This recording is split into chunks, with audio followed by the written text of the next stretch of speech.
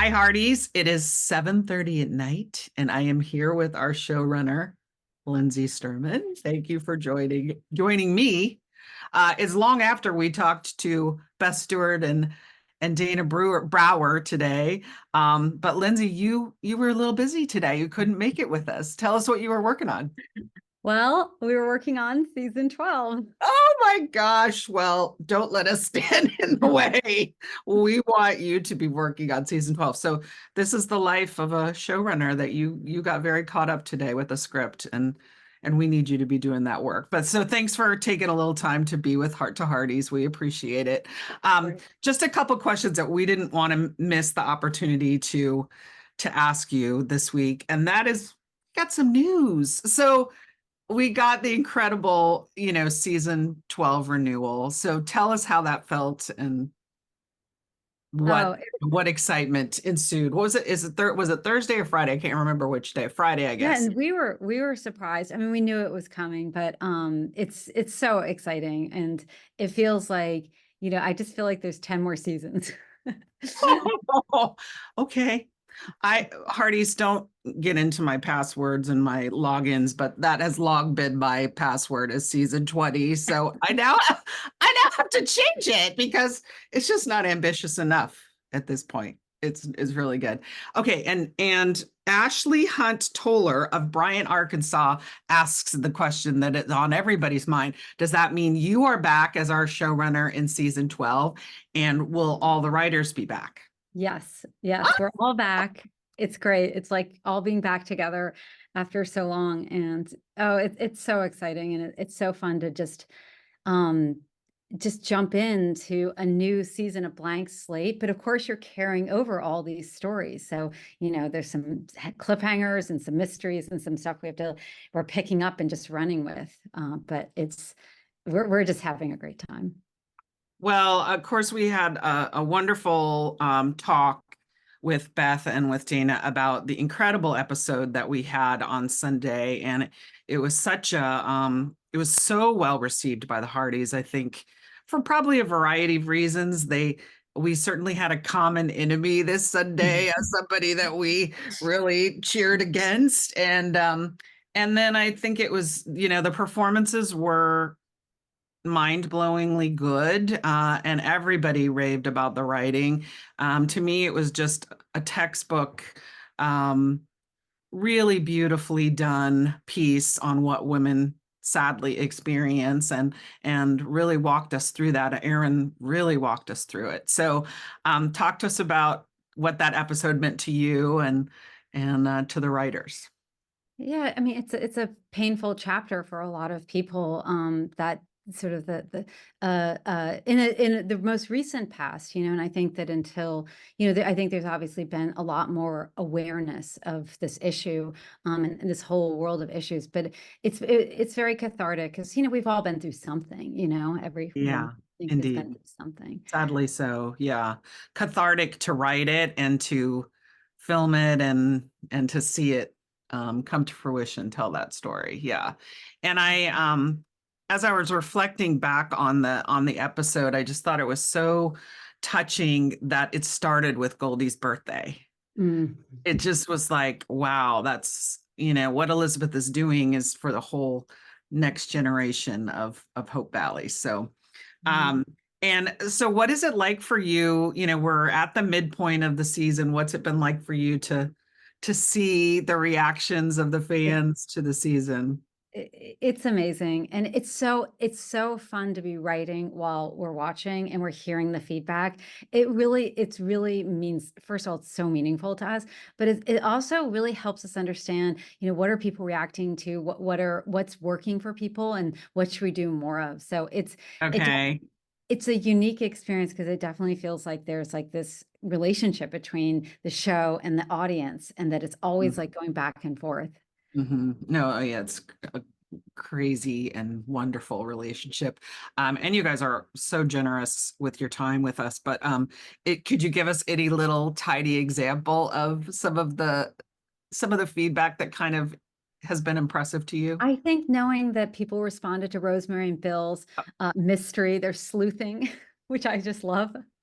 Yeah, so it really feels like you're kind of stretching the form in different ways, like molding it. I can think of lots of examples. I mean, like, for example, Sundays, you wrapped it up in a single episode as opposed to drawing it out, which probably was really the right thing to do with such a sensitive thing, or the fact that you've delved into this mystery, or the fact that we've never seen that crazy kind of camera work, black and white thing that you're doing with the flashbacks. And then not to mention the incredible excuse me, delving into May's culture that we got on Sunday night with the decor, the food, the costuming, everything. I mean, tell us about stretching the form and the fun that you're having playing with that in the 11th season. Yeah, I think that we know our characters so well. I mean, it's like they're friends.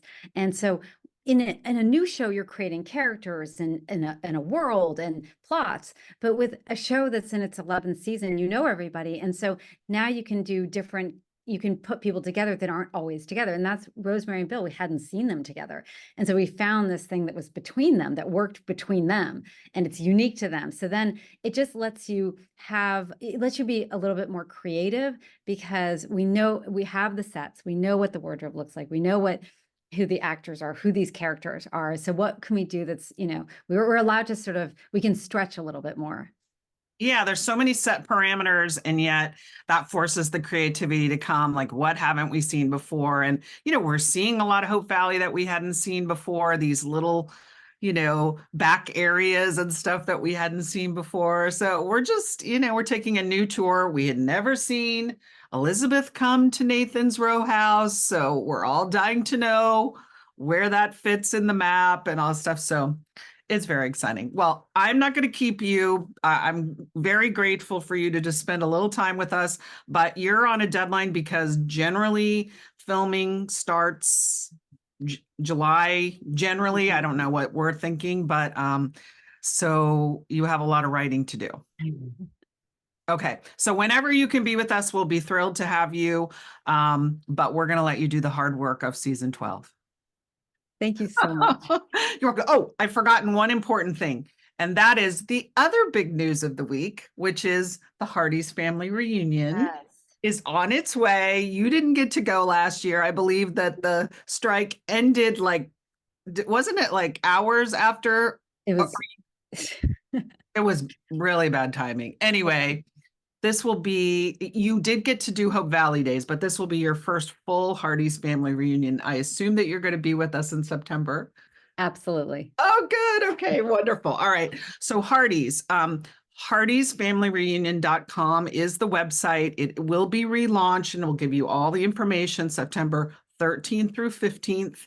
We're going to give you all the details about how you apply and register and all that stuff. But look forward to seeing you sooner than that, we hope, but September certainly.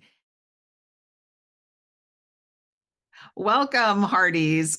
I am Marg Stark, and this is the official Facebook admins chat that we do each week on our episodes in season 11. And I'm joined today by Dawn Bateman from North Carolina. Today, we welcome two very special guests, our writer, Beth Stewart, who's always in the writer's room, and our episode 6 co-writer. So good to have you, Dana Brawer. Welcome. Great to have you both. Great to be here. Thanks. Beth, we just always love having you. And so thank you for joining us spur of the moment. But you are getting so darn good at this. You are almost Lucas Bouchard good at the poker face. I'm glad I don't know. Quite, and you're getting quite seasoned at the Heartieship game too. Yeah. So we have our work cut out for us today. The response to this episode has been kind of incredible. I think Hearties were really blown away by it. Both the writing and the performances, and they called both of them out like multiple times. The admins were really just kind of marveling, Dana, a brand new writer to the writer's room taking on this episode. It's incredible. Talk to us about your background and how you came to be in the When Calls the Heart writer's room. Yeah, first of all, thank you so much. I'm really, really excited to be chatting with y'all today. And I too feel really grateful. What a impactful debut episode for this series. So definitely did not take it lightly. But so Lindsay, the showrunner, and we met on a sci-fi series years ago called Night Flyers. So totally very, very different, like a horror and sci-fi kind of show. But we've stayed friends all these years, and she asked me if I wanted to join season 11. So of course I said yes. And I had already been watching the show for years and was already a fan, but never thought I would find myself in the Hallmark camp, because my background, again, is like science fiction, and I had worked on a lot of crime procedural dramas. So right before I started When Calls the Heart, I was working on The Blacklist on NBC, also worked on FBI Most Wanted, FBI International, The Irrational. So very, very different shows, like very story-driven shows, but was very, very excited to come on board for this, delicious, character-driven, feel-good drama, which is what I actury love watching and writing. It's super interesting to think of you going from a George R. Martin, sci-fi and thriller. Wow, it's very cool. I know. Again, it's like writing is writing, but it's a totally different format, because network dramas, or like the George R. Martin of it all, it's so story driven. And not that there aren't incredible stories on this series, but so much of what is delicious about this show is the characters and the goodness of the characters. And it's not so much the twists and turns, it's just loving these characters.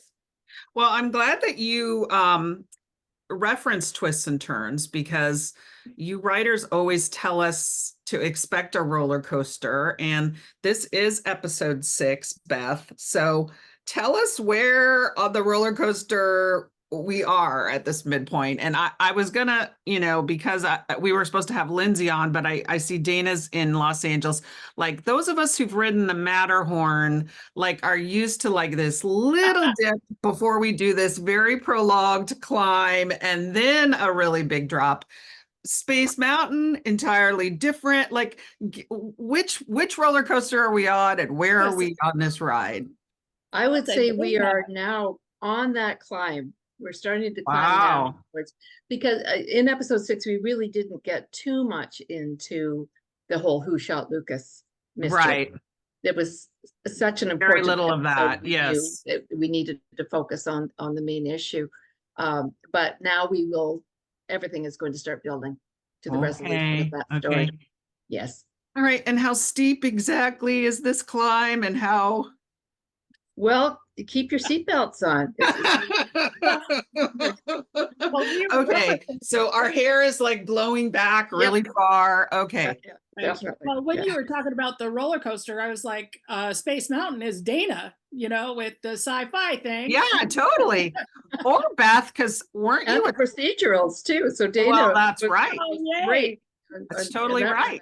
But Yes. Beth, aren't you kind of a Trekkie too? I remember that analogy Yeah. with you. Yes, So- yeah. But I always think that the Star Trek is it's so much about the sci-fi is about the family of characters too. Yeah, Anyway, yeah. but yes, I do have my sci-fi roots too. Perfect. I love it.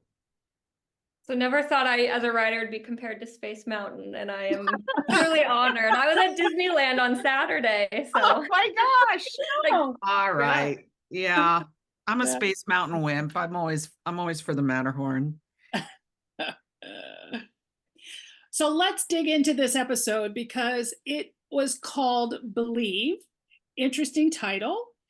Directed by Elise Leet Rogers. Is that correct? If I did her name right. And we're going to interview her in 2 or 3 days from now. So we are so excited about that one. It's so good. Fabulous. She did a brilliant job on this Oh, my and word. episode 5 Yes. as well.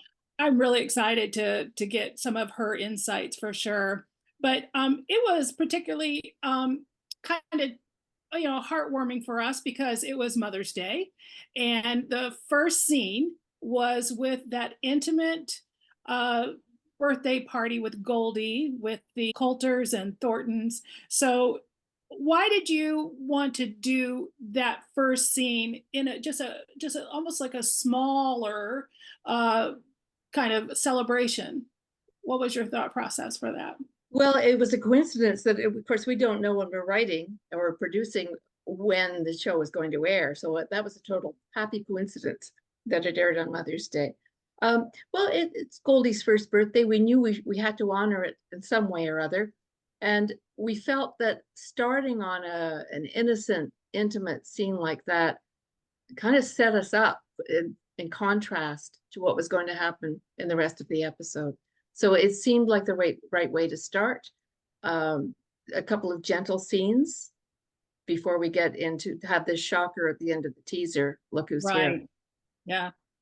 Well, then after that, then we have that subtle moment with Nathan, Elizabeth, and little Jack. They're going to school and the daycare, and Nathan is there, and he kind of asks her out. Like, it's so subtle. It was not really a, just, we need to have, no, just, we want to go for lunch. It was really kind of subtle. So why is that important if it was kind of written into that kind of low key scenario? Well, it's true to Nathan. And it's the contrast between these two men who have recently been in Elizabeth's life. That's Nathan's style, right? He's not showy about it. And they have such a trust and a foundation of friendship in their relationship that that's all that's required, really, is just opening a door. We wanted to do that because so quickly this lovely budding love gets derailed by this monster showing up. So again, that and Goldie's birthday were both sort of creating Elizabeth's new normal. Life is perfect, and then pow, it's not. If we were to write a big grand gesture for Nathan, it wouldn't feel right.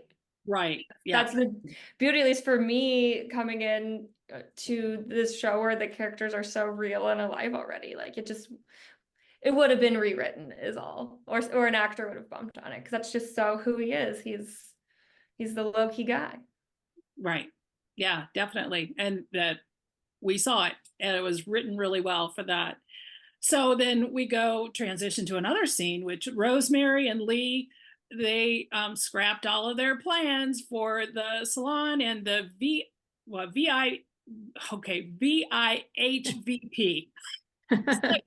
So funny, so funny. And ended up with that kind of, down to earth community forum. Is that a theme that we can take away? Well, I think it's the theme of the whole series, isn't it? That everyone is equally important in Hope Valley. And this is a community where everyone is accepted for who they are and are encouraged to be their best selves. But it speaks to Rosemary's, she's always using these crazy acronyms and a lot of alliteration.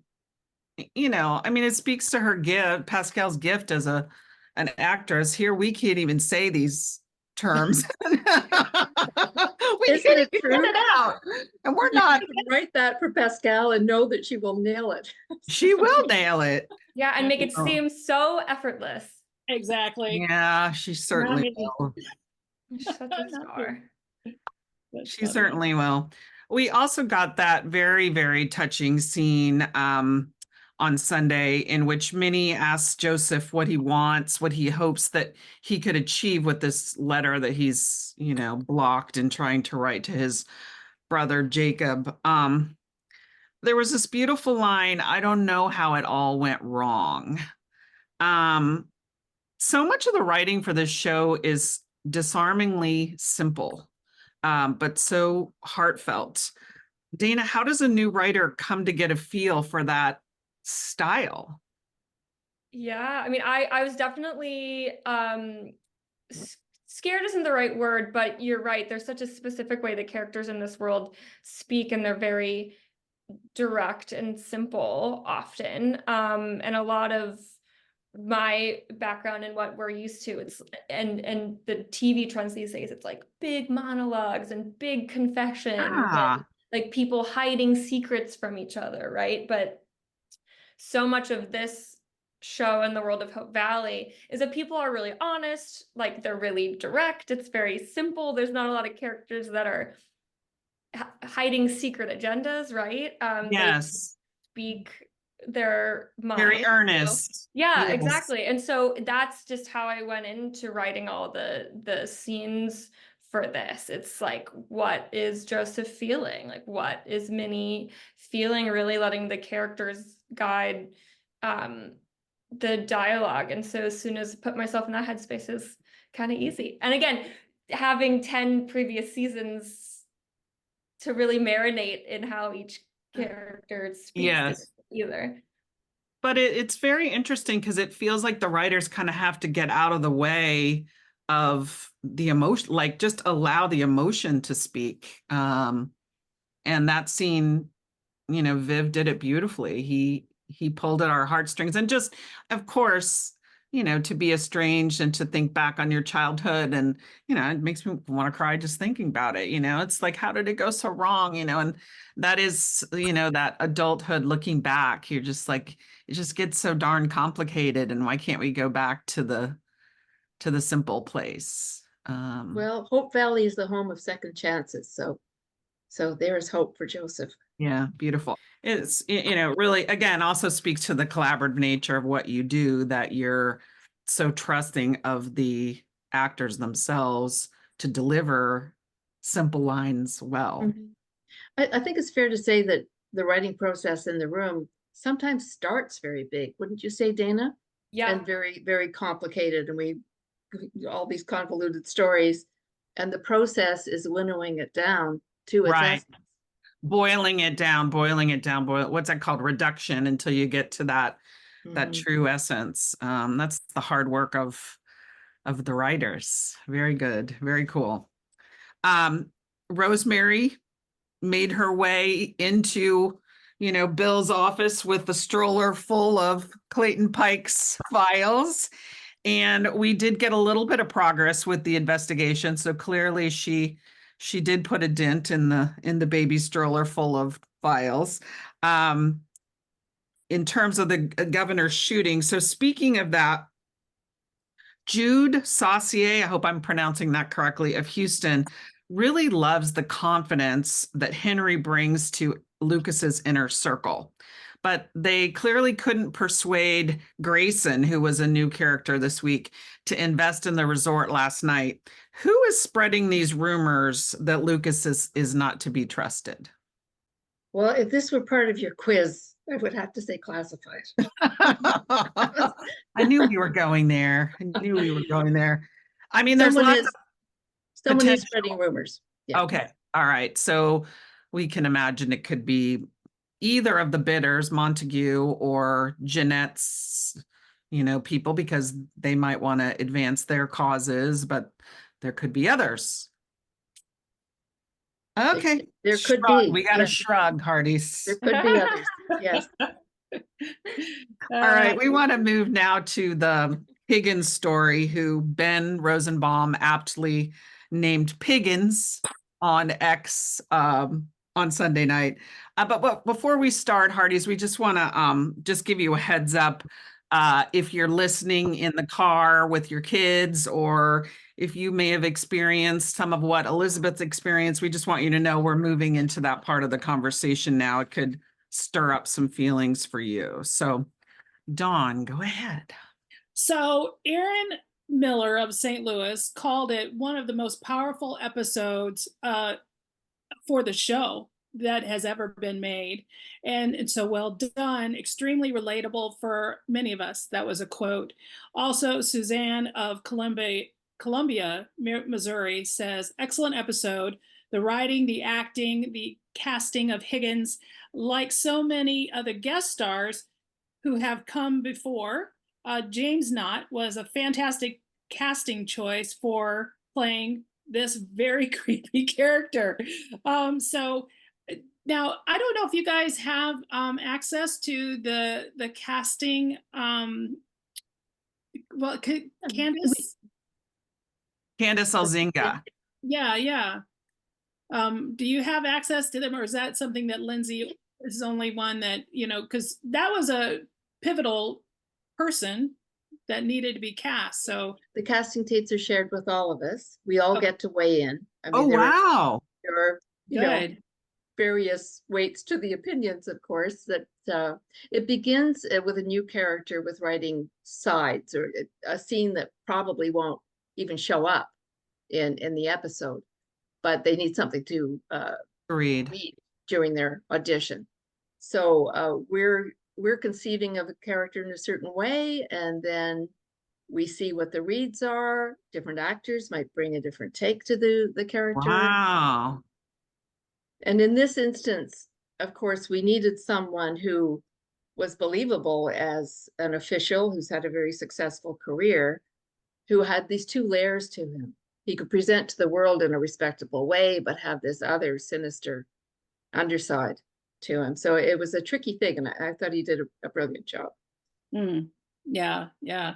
Well, Well, his voice, just when he said good morning, Mrs. Thornton, was just like, Ooh. Yeah, Yes. exactly. I watched the episode with some friends who just like wanted to watch the episode and had not really seen much. And yeah, just that one line, they were like, ew, who's that? Is he Yeah, bad? And I was yeah. like, certainly. Yeah. the part had to be recast, presumably because the other actor who had played it before wasn't available. But it's just on the heels of the performance from Jeanette and Maisie. I mean, really, Yeah. I mean, Candace Elzinga She's she's brilliant. And, Yeah. but you must, yeah, I can't imagine. Did he do that creepy accent when he did his sides? Yes, yeah, that was there. Oh, really? Yeah. But Wow. what I appreciated about his performance, though, too, was that you could, with the gaslighting, when he Totally. was doing that, you could say, oh, he does seem very reasonable. And you could see how a woman, or any victim of, necessarily a woman, of a sexual predator is thrown and starts questioning themselves, right? Well, he sounds very reasonable in this moment. Yes. Maybe just me, right? Well, even, Yes. I was gonna say, even Elizabeth asked, like, you know, she's questioning herself as well. But yeah, he's the ick factor for sure. Talking about all of the casting, we have Cadence Roach. So it's wonderful to have her there in Hope Valley, but she was a younger student at the teaching college. And now we have some situations that he, meaning Higgins, is kind of gaslighting her as a young student. Tell me about that situation and how you kind of developed that story, especially for Anna. Yeah, I know. I mean, it's tough to talk about, and it is very devastating, obviously. And yeah, we tried this episode to be really respectful and really careful, but also very honest too. But yeah, the reason Anna is there is it's as much Elizabeth's present journey as much as it's her reflecting on her youth and how she felt, yeah, gaslit and taken advantage of, but also the guilt a little bit, right? She talks about that a few times in the episode. Yeah, and it's heartbreaking that she wishes she could have acted differently. She wishes that she knew what she knew now. She wishes she had the support she did now. And it is, yeah, unfortunately very relatable, I think, for a lot of people. Where we look back and we're like, oh, I would have handled this very differently, not even in a situation as extreme as this. So just having Anna there and having like the innocence and the trust, it just makes it very clear for Elizabeth, like, I'm not just doing this for me.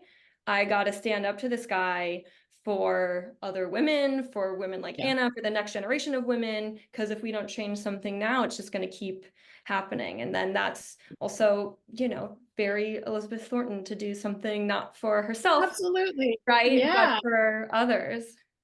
Yeah, Yeah. the mama bear's there, you Yeah. know, and Oh, I'm yeah. glad that, you know, it's hard to, you know, pivot that, and you have your memories. And so I'm glad that Anna was a good catalyst for new good things going forward. So I think that's great.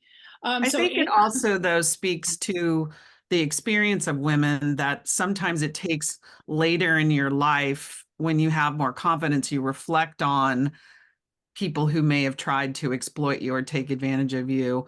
And when you're younger and you're in a position of less power, you know, that's where the abuse of power comes in. And so it's, you know, I thought it was really important that you showed that. It was pivotal to the story, obviously. Mhm. Perhaps Elizabeth could see more clearly in this happening to someone else than she could see it when it was Yeah. happening to her, right? Right. Well, Yes. for a precious student, I mean, it's not like a person that she never saw or heard, or she was there as she was growing up. So yeah, you have a protective, you know, kind of stance for when you see that, knowing what her experience, meaning Elizabeth's experience, was previously. So great writing throughout the whole episode. Dana and So Lindsay, woo! yeah. The other thing is, so we talked about Anna. Is Anna going to be there, or is it just, you know, she's going to the college again? Because there was a moment that they had to say goodbye, and it was really lovely. But I don't know what the situation is going forward. We won't see her back in Hope Valley in season 11, but she is a, you know, very important Hope Valley person. So she in the future. I noticed you didn't use the acronym, Beth. No, I can't say the acronym. I can only say it. Okay, so the violation of all of this was already deep, but then you took it to a new level of pain for Elizabeth, that Higgins threatened the change. I'm just like, I'm so just saying that she would change the name of the Jack Thornton School. I mean, that was just bad, you guys. That was just so, I was like, that's a devastating thing for all Hearties. So whose idea was it? And what did that signify for the writers? I think, Dana? I mean, and Beth, yeah, correct me if I'm wrong. I do think this was kind of a writers' room magic group think thing. I don't know if I would love to, you know, take credit, but I don't think Take credit. we didn't want Take credit. Higgins to feel, Yeah. yeah, oh, well then I'm a genius. Yeah, but someone just didn't want Higgins to feel like so one note, because I think that just makes him feel very, Oh. very hard. Oh, Like we okay. know he's being a creep and inappropriate to women, but how could we show, to Beth's earlier point, like it's not just about this, you also can see how he might be using his power and influence in other ways, not just in this specific Yeah, one. with the lousy curriculum, and now he Totally. wants to Yeah. change the name of the school. Yeah, the and it's all about predator- erasure. Yeah, Beth, you go for it. Well, I was just going to add to what you were saying, or echo what you're saying, that a predator is all about power, right? It isn't really about attraction or gratification in physically. It's about power over someone else. And this was sort of the ultimate, just after Elizabeth has stood up to him and said, stay away from Anna. This is his coup de grace. My memory of that moment in the story room was somebody saying, and it was probably you, ooh, you know what he could do then? That would be the worst.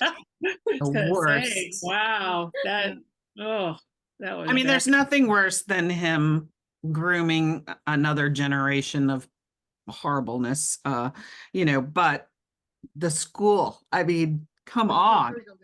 Well, just the name, just The the name. name. Ugh. Yeah, And that he would. knows too, it's like she has stood up in this one way and Yeah. is like, no longer do you have this power over me. And he's like, oh, well, that didn't work. I know.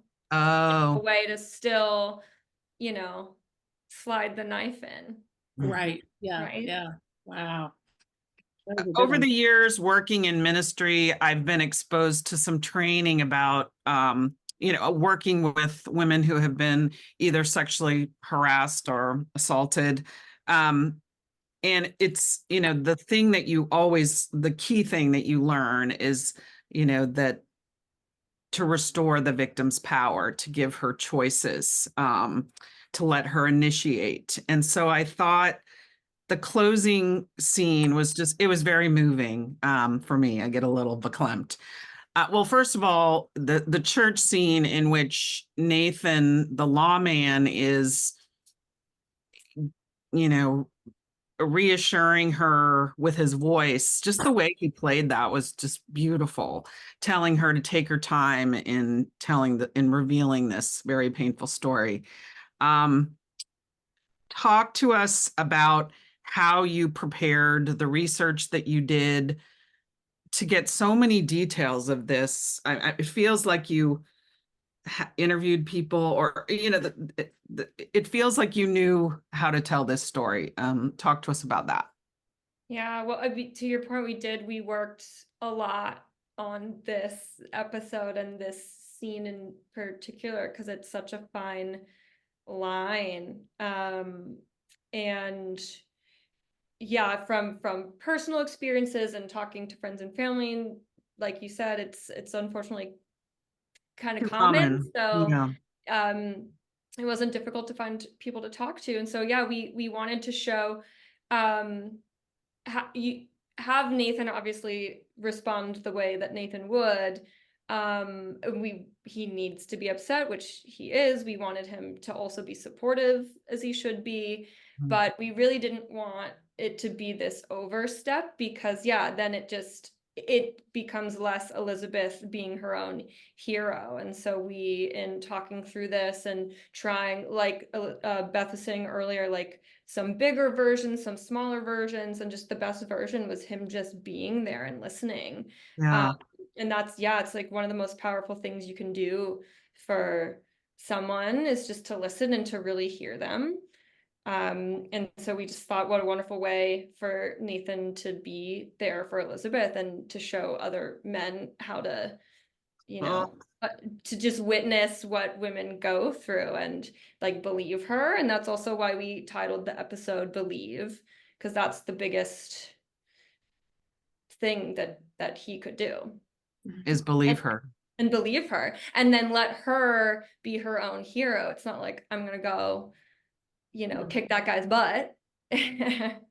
The strength has to come from her, which it does. And he lets her do that by, again, just witnessing. Kevin was amazing in that scene. He really was. We have to state the obvious here. Erin Krakow, so brilliant through the entire hour. Just the range of emotion she portrayed so authentically. And it was an Elizabeth we've never seen before, really. So vulnerable, so fragile. And yet finding her power, feeling that power with her at the moment when she finally stands up to him. So interesting to me the way that what you learn about giving women back their power, but that also dovetails with your narrative, that it works so beautifully. It's really very special. If that was not enough to blow our minds, Annette Zopes of South Carolina noticed you had a very intentional callback to season 1 when Elizabeth said to Jack, "We're Thatchers, we don't run from a challenge." I mean, I think every Heartie, that's fresh in their minds. I think that's from the pilot even. We're curious, at what point in the writing process does that happen? Do you put there's placeholder copy and then you're like, oh, let's go to the Bible? Or like, how did you integrate that into the script? Well, it's usually someone, often Erin herself. Oh, wow. When reading a script, will say, hey, let's do the callback to this moment she remembers. Wow. And of course, our colleague Ali Devereaux is, of course, our resident authority. Just gonna say. Okay, so it's either going to be Erin or Ali that chimes in and says, what about this? Sounds very familiar. Or yeah, well, very often Derek as well, of course, who's okay, yeah, been with the show longer than any of us. Okay, Elizabeth, Beth, you've been there a few years too, so it's all good. But No, it's not there. yeah, for all these reasons, the final scene really felt exactly right. Miriam Hebert Stocking of Green Bay, Wisconsin said, I know this is hilarious. I know many of us are waiting for a kiss between Nathan and Elizabeth. Really? Shocking. It's like the kiss roll at this point. But she goes on to this season, they're expecting a kiss. I know. It's this crazy thing. Yeah. Bad. No. Oh, don't start rumors, Beth. Okay. But she said, but the gravitas, I love that word, but the gravitas of this episode would have been lost if a kiss occurred. Was it a director's choice to have Elizabeth nudge Nathan and then lay her head on the shoulder? How much did you script there? It was scripted. Okay. Yeah, it Okay. was. And we also obviously talked about that too. Like, what's the way to show the support and the intimacy, but not have it feel like it's taking away from the emotional heart of the episode. So yeah, that was scripted, but like we've said a million times, you write it and then these incredible actors make it feel like they just bring so much truth and power to it. Like, I watched that scene, I wrote the final line and was like, oh my gosh, it's just like feeling her gratitude. Like, I'm so grateful just to have literally a shoulder to lean on. And yeah, it just, that's all. Yeah, his was a Like, thank callback you. too. There's no place I'd rather be. That was a callback to, I think, the Christmas episode with the two of them, right? Yeah, So and he understood in that moment her fragility, and that's what we love about Nathan, right? Yeah. He understands what she needs in that moment, and he waits for her cue and gives her exactly what she needs and no more. It would have been, I Mhm. think, kind of inappropriate to. Oh go no, into- absolutely inappropriate. And again, it was entirely appropriate for her, you know. I just, yeah, it's just lovely how she just kind of nudged him, like she had to feel comfortable, like she has to Sure. feel comfortable, and she clearly does. And they're building this foundation on some really beautiful, I mean, Yeah. sickening, horrible that any woman should have to go through that, but in life these things happen to us, and they're building this kind of very beautiful foundation from which they already have a solid friendship, and this is only deepening their working together. So it bodes very well. Yeah. What was not scripted in that scene, Dana, you vouch for this, was the reverse shot Oh with the moon. That was yes. Elise. That was pure. We Elise. cannot wait to ask Oh, Elise beautiful. about that. Yes. Yeah. No, Hope Valley is always magical. I don't know how. Always a full moon. Unbelievable. Always a full moon. Wow. Yeah. And wasn't there another rainbow in this episode too? I don't remember. Okay, I could be wrong. There seems to be a rainbow like every 5 minutes in Hope Valley. So it's either a full moon or a rainbow. I was talking about Nathan, because I love that she had a soft landing. You know, she had someone for, I know that Rosemary was there, but I think that is a pivotal moment for Nathan and Elizabeth as well. So I love that soft landing for them. Mhm. So the other the other scene that was part of this whole thing was when, like Elizabeth confronted Higgins, and now Higgins goes to the governor. And we only see the poker face for Lucas. So we had a comment with Jean of Westchester, New York. Love the poker face Lucas showed once again while speaking to the narcissistic and very creepy Mr. Higgins. That was her quote. So tell us about what the decision was to, because there's two things in my mind. First of all, I remember season 10, Lindsay was talking about poker, and she was talking about cards face up, face down. and the audience doesn't know what's going on. This is a situation I'm like, okay, this is either intentional for the writers or they didn't film part or edited another conversation, which would be the Nathan, Elizabeth, Lucas conversation. But as a viewer, we only know what was, like Lucas already had the information, Right. but as a viewer, we didn't. So was that, well, so is that one scene, was it ever written? Meaning the No. Lucas? Okay. So No. tell me about what the decision was. I was like, there's just a lot to unpack Well, just for that one thing. Actually, I should correct myself. Dana, was it written? It was not shot. It was taken out of the script by the time it went to camera. That's So- correct. Yeah, there was a version, early drafts, where we had people talk, like a bigger meeting, but yeah, in the drafting process, felt we don't need it. Cards Yeah. down. Cards as down, Lindsay would say. exactly. Yes, yeah. Love it. Love it. Yeah, and you kind of set us, I assume this was part of the setup, was, you sort of had that scene where Higgins gets introduced to Lucas in the saloon, and Edwin says he's an important contributor or whatever he said. So it was like we were sort of brought along to believe that he was going to gain Lucas's favor. Was that part of the turn that you were going to make then with bringing the cards up? Very much so. Yes, yeah. Okay. So we were set up to believe that Lucas was not going to take their side. Yeah. Or that Lucas was unaware of what Or was was unaware. going on, right? Yeah. When- We know Lucas would always take Elizabeth's side, but Well, the thing is, I mean, he had that sentence that he believes, that's your title, believes Elizabeth, and all the women that had come forward.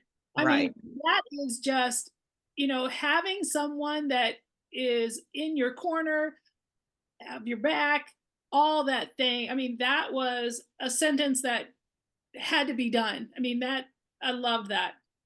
Just to support all of the people that have been kind of had that situation dealt with in their lives. So Yeah. that's not good. only because he's their friend, but because he's in such an important position of Exactly. power. Yeah, it was good.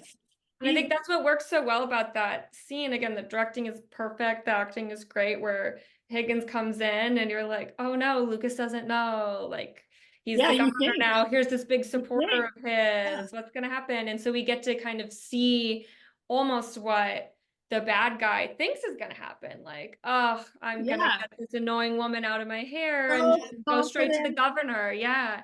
Yeah, And so in a true confident. Hope Valley way, we just subvert it. Yeah, exactly.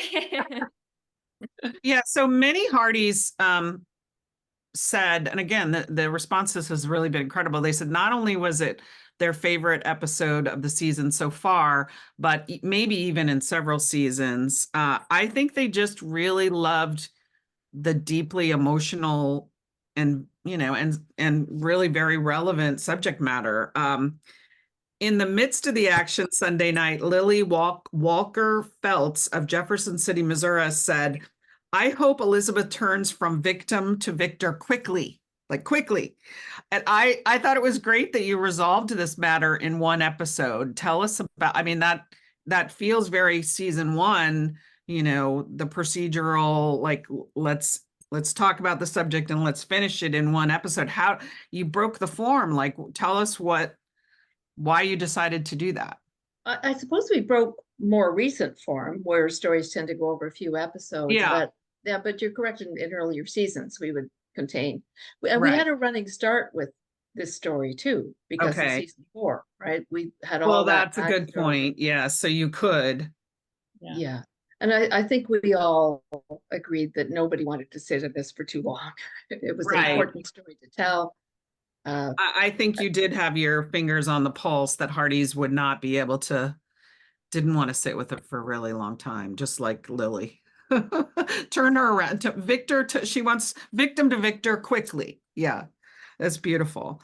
We're going to torture the Hearties a little bit longer, and we're going to wait to speak about you used the word delicious, and there really is no other term. The delicious Mike and May scenes that we got on Sunday. We're going to wait and talk with the director about those on Thursday.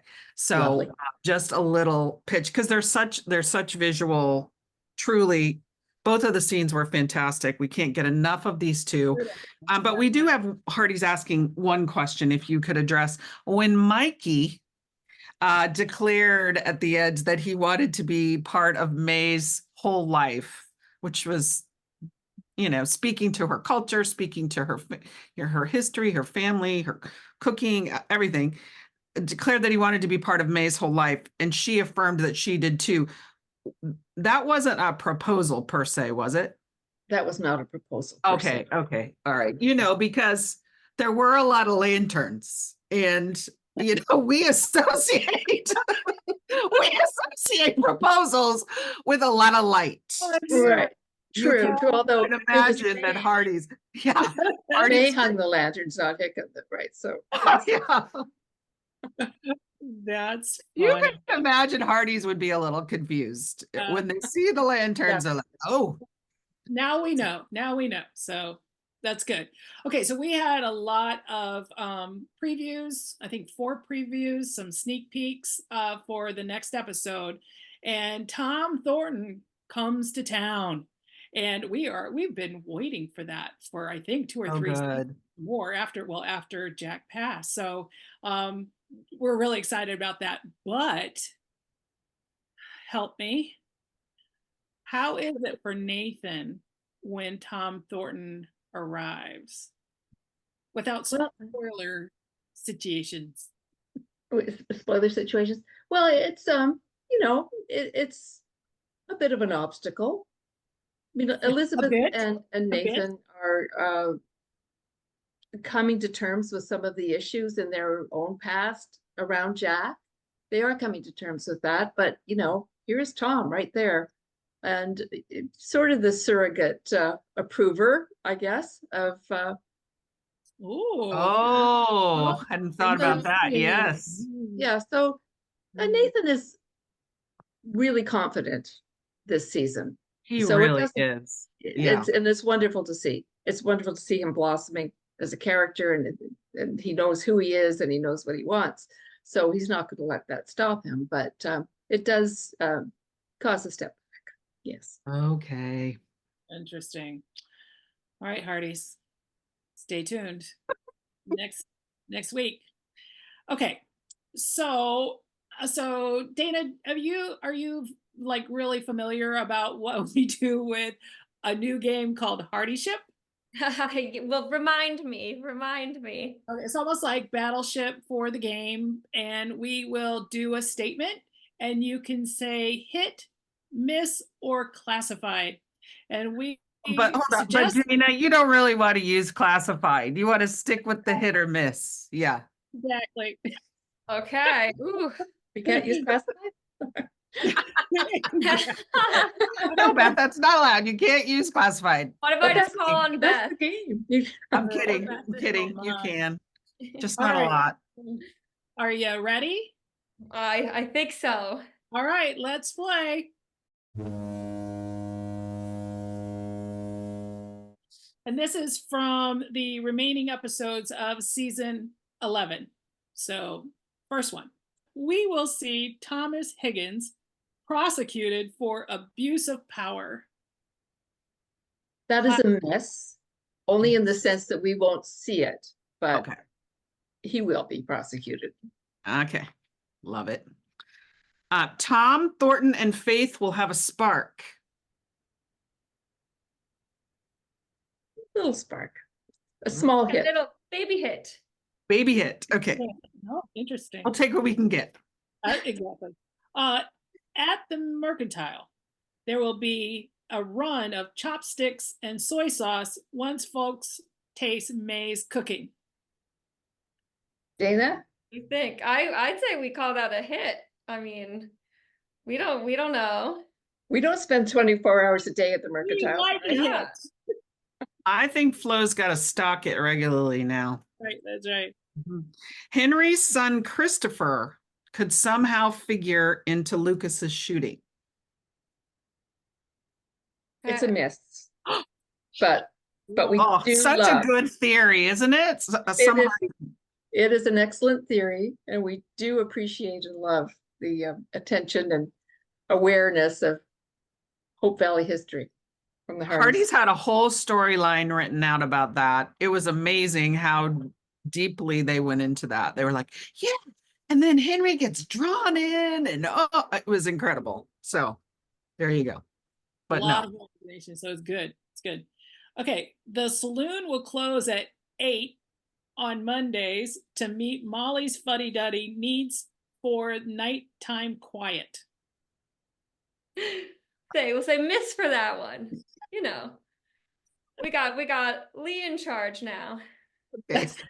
Oh, it'll be open He late. seems to be caring about consensus, though. You know, That's one true, night that's a week. true. Joseph's brother Jacob was sweet on Minnie, which contributed to their rift. We have to call that one classified. Oh, Sorry. okay. Ooh, interesting. All right, the last one. Lee will be put in charge of slicing cake from now on in Hope Valley. Hey, maybe an unofficial hit. I think he's got it. He's got it. Bring on the cake. Yeah. Oh my word. Well, that was fun.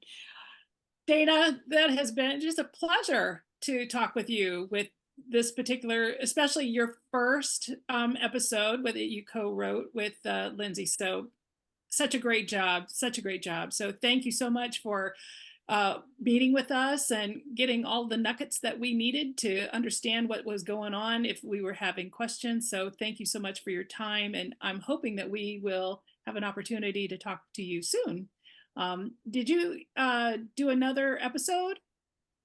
No, this was my only one this season. So again, I feel very honored that this was the debut episode, and I can't overstate how grateful I am to be in the When Calls the Heart community and how welcoming you guys are, and this overwhelmingly positive response to the episode and the story. So We've been blown away by the party's response, and thank you everyone so much for seeing value in this episode. So well, great. Dana, you're joining a very amazing, prestigious, really truly incredible group of writers, and a long history of them over 12 seasons. So it's just wonderful to have you. So oh, definitely. And Beth, thank you. Always a pleasure to have you with our Pleasure as chat. always. Thank you. Hearties, we still have another half of a season, so buckle up. Sounds like the roller coaster is going to be steep. yeah, Who knows? get ready for the climb. That's right. But make sure that you follow either the Facebook page or the Instagram page, this channel for the chats, because we have a lot of stuff that we are enjoying. We have some chats with the director that we talked about earlier in this chat. We have more writers, more directors next week. And cast too, and as well. Yeah, So Rothgar for the first time ever we get to talk to. Yes, so the Yosts will be there. So pleased that we have the opportunity to talk with them. So make sure that you either subscribe with this channel, wherever you want to get the information for When Calls the Heart, and tune in. Hallmark channel, 9 Central for Sunday night. And make sure that if you go to Twitter, #Hearties. We didn't trend last week, but the previous week we did. So we always look to engagement in especially in X. So we'll enjoy that as well. Rocking those ratings, Hearties. Good job. That's right. All right. And then again, we will see you on Sunday. And thank you so much. This is Heart to Hearties.